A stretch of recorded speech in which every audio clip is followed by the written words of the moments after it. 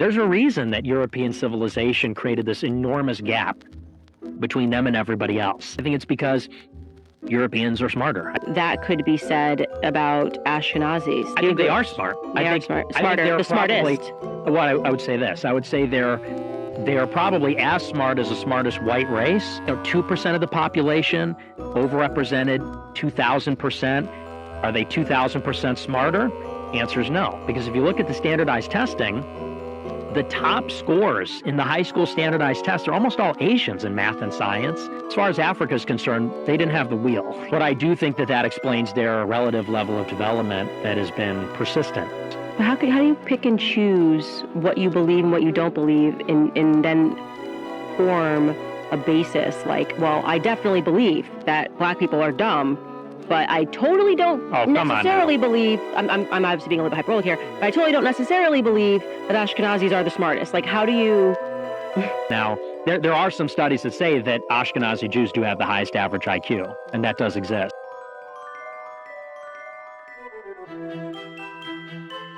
In any scientific debate, how a body of work enters and persists in the literature is as important as what that work claims.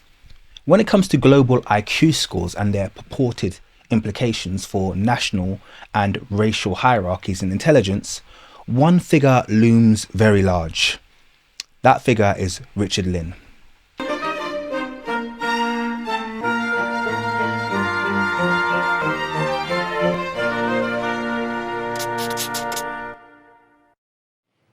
I have probably read more nonfiction books by Richard Lynn than any other nonfiction author I can think of.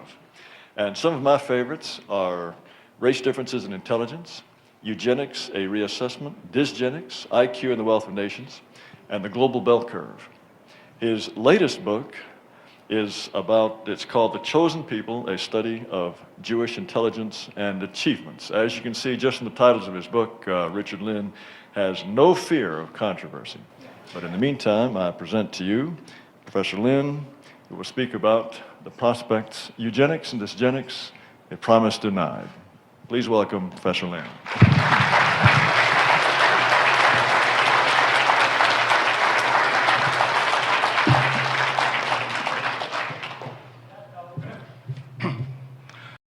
I'm sure all of you here are quite familiar with the meaning of the words dysgenics and eugenics, although I have found that among other well-informed people, although the word eugenics is quite well understood, many people are unfamiliar with the word dysgenic.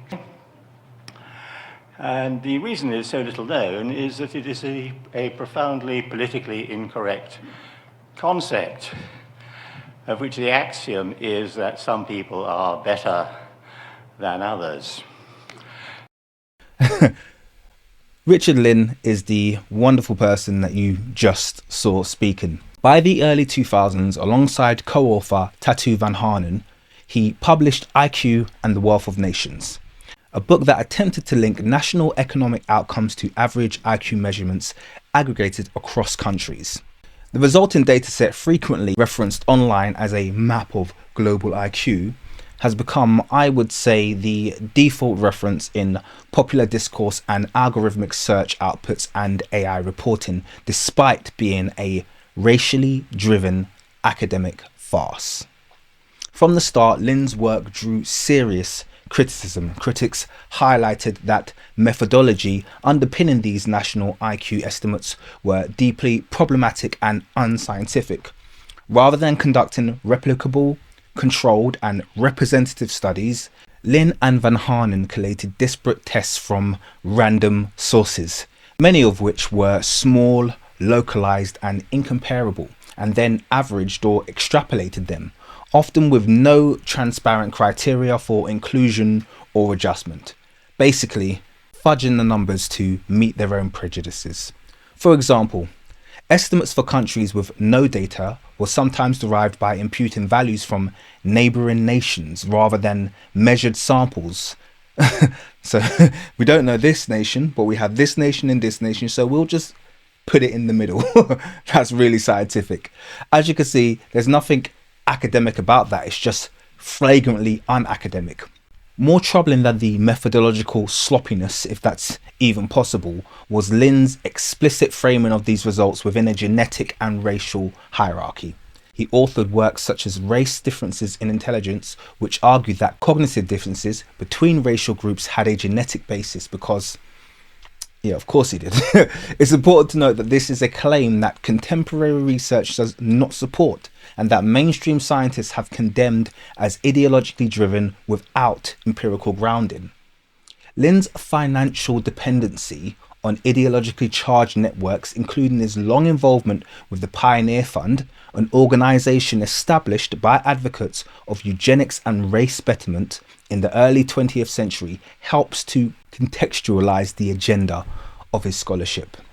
His national IQ dataset, critics argue, was not generated by impartial inquiry, but rather by biased selection criteria that disproportionately included low-scoring samples for regions like, Sub-Saharan Africa, while neglecting contradictory evidence, of which he had plenty.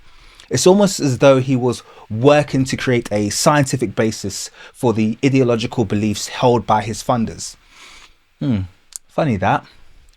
I am shocked. Shocked! Well, not that shocked. Researchers such as Yelt Wickertz and colleagues found that selective inclusion rather than systematic criteria drove key decisions about which samples to include in Lynn's African estimates. These appear to be correlated with the magnitude of the IQ reported. Any surprises there? Now, the most disappointing thing is, despite these documented flaws, Lynn's work still achieved widespread circulation, not just among fringe ideologues and idiots like Musk, but also through mainstream academic publishers and, more recently, AI-powered search engines automatically surfacing numbers as authoritative answers to queries like Pakistani IQ and Sierra Leone IQ. These automated systems have presented precise figures, for example 45.07 for Sierra Leone, which is obviously incorrect, drawn from Lynn's datasets, lending an unwarranted veneer of scientific legitimacy to work that experts regarded as debunked and racist pseudoscience. The disconnect between the notoriety of Lynn's results and the lack of decisive academic repudiation highlights a systemic failure in scientific self-correction. Major journals have been slow to retract or adequately contextualize Lynn's articles, even as his national IQ data continues to be cited widely. Calls from coalitions of researchers to retract many of Lynn's publications on the grounds that they propagate racist ideas under the guise of scientific inquiry have so far yielded limited action from journals such as Elsevier and Springer. Once again, academia gently plays into the hands of scientific racism by their decided inaction, something that I'm all too familiar with seeing in my field. Even scientific bodies like European Human Behaviour and Evolution Association have issued formal statements advising against the use of Lynn's national IQ dataset, noting that its methodological foundations are insufficient to support reliable inference and that its use risks propagating racist conclusions, even when employed by well-intentioned researchers. I state all of this to underscore how one flawed, ideologically motivated intellectual lineage, one that conflates poor data, biased sampling and racial presuppositions, became amplified into a quasi-canonical source for global IQ rankings. In this case, repetition was key, and with enough pseudo-scientific articles and forums circulating these fabricated numbers, they became socially canonized. The persistence of Lynn's work in both academic citations and digital search results illustrates how scientific errors can be naturalized into cultural facts when systems fail to challenge them robustly. Following this, we will examine the methodological weaknesses in greater detail, interrogate the logic of extrapolating national intelligence, and situate IQ measurements within socioeconomic, cultural, and developmental contexts, all of which demonstrate that IQ scores tell us far more about sampling bias than they do about innate human capacities. I hope you find this interesting. Stay tuned. In recent months, global IQ rankings have once again resurfaced in public discourse, often framed as neutral, objective measurements of national or racial intelligence. High-profile figures, including Elon Musk, have amplified these claims. Elon seems to really like this account. They've gone by a few names on the platform, but they share extremely racist content that argues that black people are innately intellectually inferior beings. We actually settled this debate generations ago, but Elon Musk is helping to bring it back. Presenting IQ data as if it were a settled science rather than a deeply contested, methodologically fragile construct. This framing is misleading. This video is not going to argue that IQ tests are meaningless at an individual level. Rather, it demonstrates why using IQ, especially so-called national IQ data, as a definitive measure of intelligence across populations is scientifically unsound, methodologically flawed, and socially irresponsible. A common defense of global IQ comparisons is that many tests, such as Raven's progressive matrices, are non-verbal and therefore culturally neutral. This assumption is just false. Non-verbal does not mean culture-free. These tests still require familiarity with abstract symbol manipulation, two-dimensional visual conventions, speeded test-taking strategies, and formal exam-style problem-solving. All of these are culturally learned behaviors, disproportionately reinforced in Western and Western-derived educational systems. Populations need to be conditioned to learn like this. Consider for a moment with me twins separated at birth. One is taken to a traditional middle to upper class Western household. The other one is taken to a completely rural village in Africa. The one in the middle class Western household learns through all of the traditional developmental tools that are used in Western households today.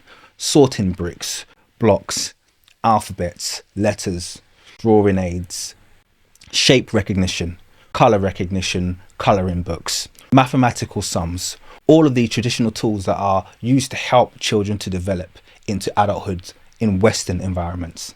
Now, the child that was taken to the rural agricultural / pastoral village in Africa doesn't learn those things, but still is developed well as a child. Instead, she learns to feed the chickens, she learns how to milk the cows, she learns how to feed the goats, she learns how to collect grain, she learns how to plant seeds, she learns how to recognize different plants, etc., etc.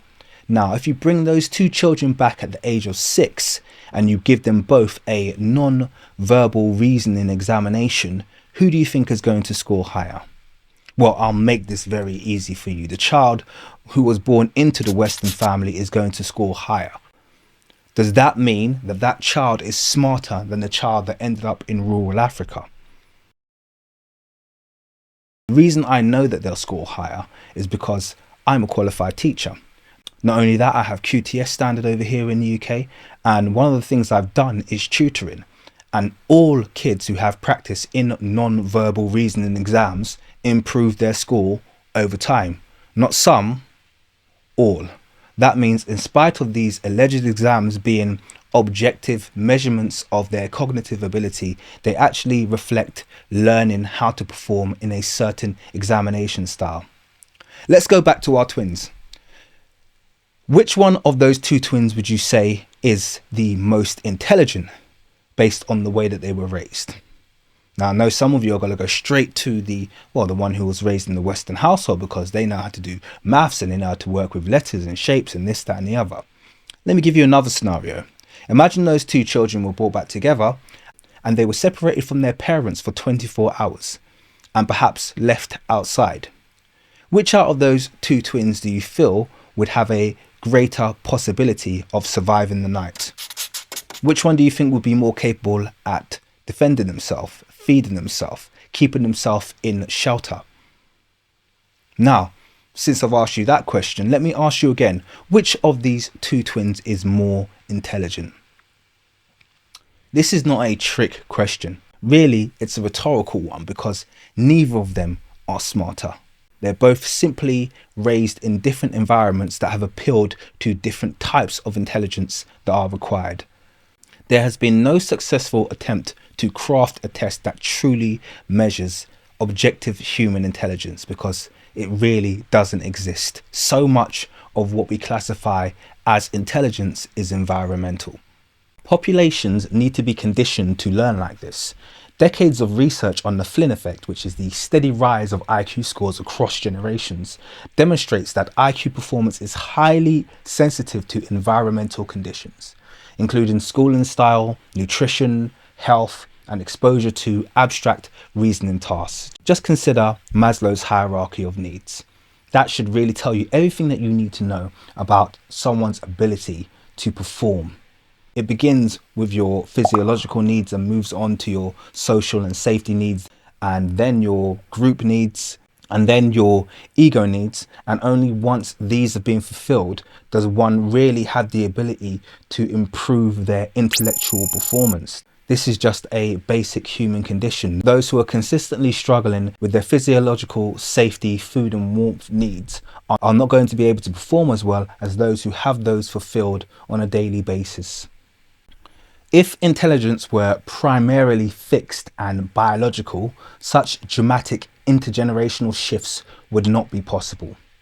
Crucially, the largest Flynn gains appear on the most abstract test items, suggesting that IQ tests partially measure how well individuals are trained to think in the way the test demands, not raw cognitive potential. Consider for a moment the performance of Far East Asian groups who outperform modern Europeans in spite of being economically less advantaged. What could contribute to this? Well, consider their regimented learning styles and their wholesale adoption of the Western model of education.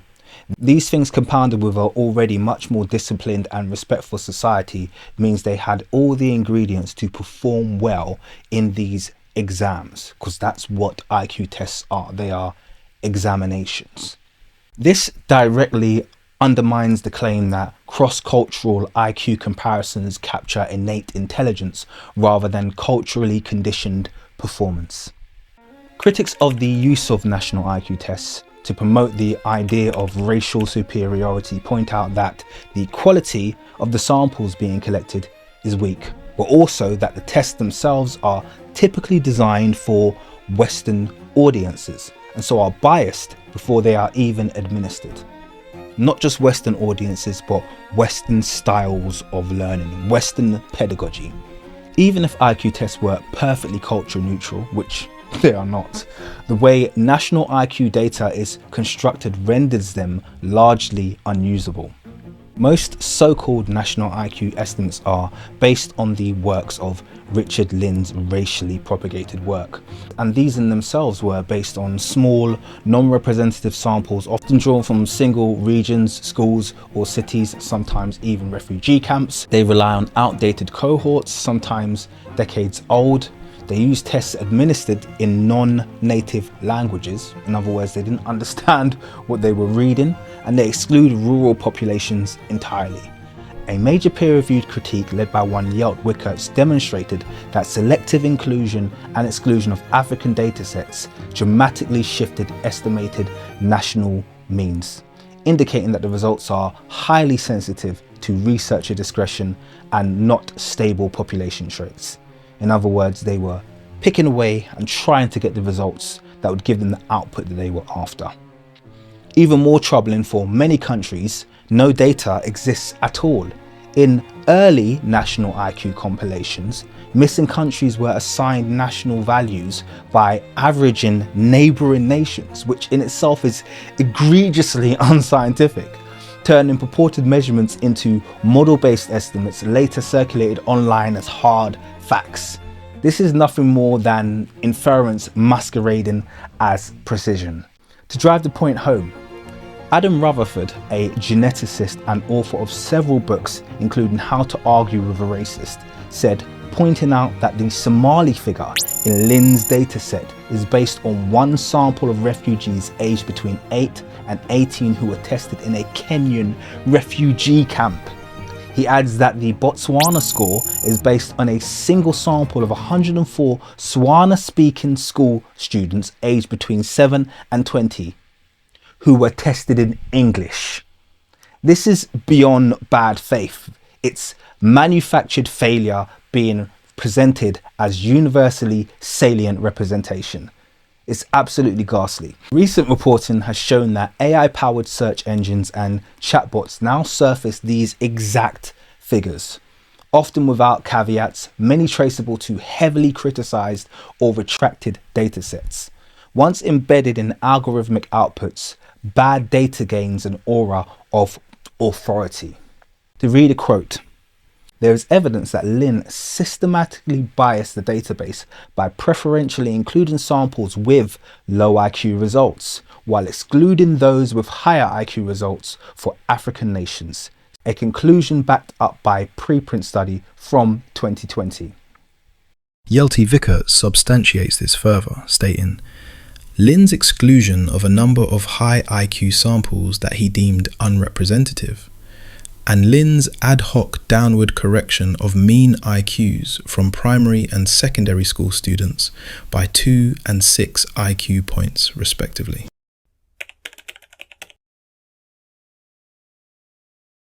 IQ scores are strongly related with socioeconomic conditions, but this relationship is often misrepresented. Mainstream psychological literature shows that childhood cognition is shaped by nutrition and micronutrient access, disease burden and environmental toxins, chronic stress and instability, educational quality and duration. These aren't speculative links.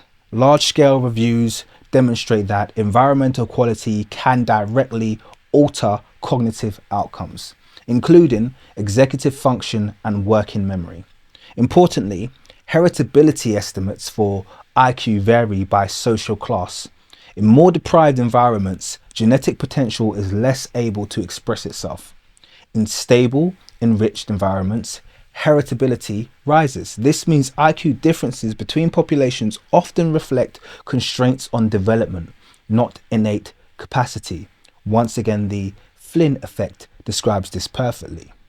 So when low national IQ averages are interpreted as evidence of biological inferiority, a profound category error is being committed. Simplistic narratives also collapse under internal contradictions. There's a reason that European civilization created this enormous gap between them and everybody else. I think it's because Europeans are smarter. East Asian populations often outperform Western Europeans on standardized tests, despite lower per capita income. This alone disproves any naive wealth equals IQ formula. What these differences more plausibly reflect are educational intensity and structure, exam-oriented pedagogical cultures, selection effects, and test familiarity. Again, training for the test matters.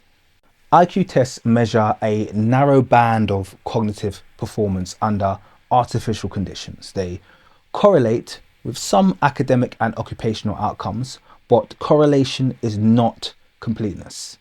Would you get a similar result if you just did a basic GCSE maths exam and gave it to the general populations? I'm sure you probably would. Once again, this just highlights what style of learning one has been exposed to. We wouldn't then turn around and say GCSE maths exams are an objective measure of one's intelligence. Human intelligence also includes creativity and divergent thinking, emotional and social intelligence, leadership and coalition building, oratory and persuasion, practical problem solving, moral reasoning and judgment, and none of these are meaningfully captured by IQ tests. In fact, I would argue very few are even touched. It is therefore incoherent to treat IQ as the definitive measure of a population's worth, potential, or capacity for civilization, or even intelligence itself. A more accurate framing is this: IQ partially measures how well individuals perform on IQ-like tasks in IQ-like environments, often resembling Western exam conditions. That makes it useful in limited context, but disastrous when elevated into global hierarchy. Once again, reconsider my twins example I gave you earlier. Finally, it is important to note that the misuse of IQ data follows a documented pipeline: weak datasets, academic laundering, social media, AI outputs, public common sense. Multiple journals and watchdog organizations have raised concerns about the continued citation of flawed national IQ databases without warning labels or contextualization. The MAGA and Elon Musk crowd will frame this as some kind of censorship, but it's not. It's just basic methodological hygiene at best. IQ tests can be useful tools when applied carefully, locally, and with full awareness of their limits. Global IQ rankings are none of those things. They collapse culture, history, health, education, inequality, pedagogy into a single misleading number, then present it as a biological destiny. This is pseudoscience. It's outdated race theory and unqualified eugenics reductionism, finding a political afterlife through unregulated online personas with no political answerability. Fuentes. And like I've said so many times before, these people are not only liars, they're dangerous. Peyton Gendron engaged in the intentional killing of those 10 shoppers at that top supermarket in Buffalo, and that he did so out of racial animus, racial hate. And not only that, but he engaged in extensive planning, and that's what they say separates this case from a lot of others. We know that Gendron plotted for months to research the area code nearest to him that had the highest black population, that he went to that supermarket, surveyed it, went inside, went home after that and drew diagrams of various ways that he could execute the mass amount of people. And then he left that manifesto, and that is another unique circumstance they point to in this case, basically saying that he hoped that others around the country would see his crimes and be motivated to also carry out attacks against the black community. Whether you choose violence or not, violence is coming to you. You either fight back or you die. You either fight back or you die. And that's the truth. Gendron has repeatedly said in that manifesto that he was motivated by this thing called the Great Replacement Theory, that racist conspiracy theory that the black population is trying to replace the white population in America. She pointed out his age, him being 18, and then also fighting back against the failure of social media companies to moderate the hateful rhetoric. Kira. Final quote. To back up her claim, Sear pointed out that Lynn's research was cited by the white supremacists who committed the mass shooting in Buffalo, New York in 2022. This is a profoundly politically incorrect concept, of which the axiom is that some people are better than others.